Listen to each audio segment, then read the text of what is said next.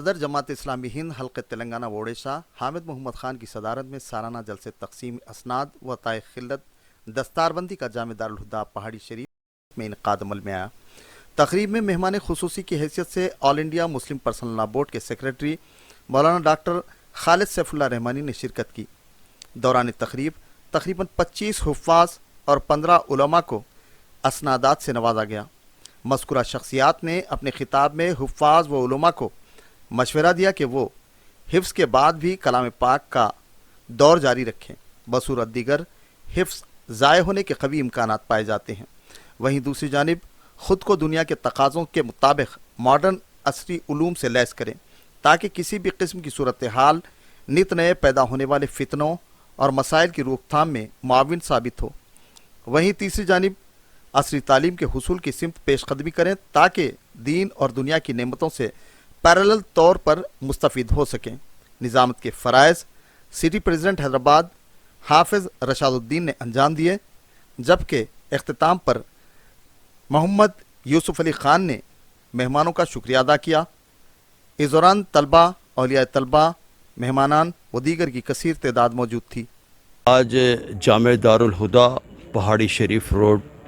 پر جو ایک قدیم درسگاہ ہے، جامع دارالہدیٰ کے نام سے اسلامک سوشل سروس سوسائٹی کے تحت یہ ادارہ چلتا ہے، آج 35 حفاظ کرام کی دستار بندی کی گئی اور 11 علماء کرام کو سند سے نوازا گیا، اور مولانا خالد سیف اللہ رحمانی صاحب مہمان خصوصی تھے آج کے جلسے میں،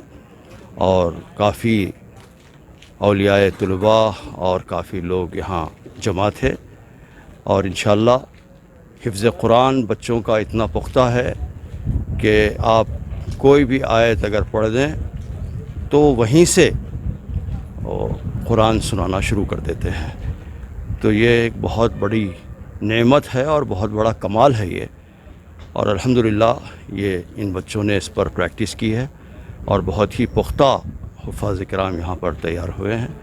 اور علماء بھی، اور اسی طرح یہاں پر انگلش میڈیم کا اسکول بھی قائم ہے 10ویں جماعت تک، جس کے اندر دینی تعلیم دی جاتی ہے، اور دینی تعلیم اس لیول کی ہے کہ ایک عالم دین کو جو دینی علوم کی ضرورت ہوتی ہے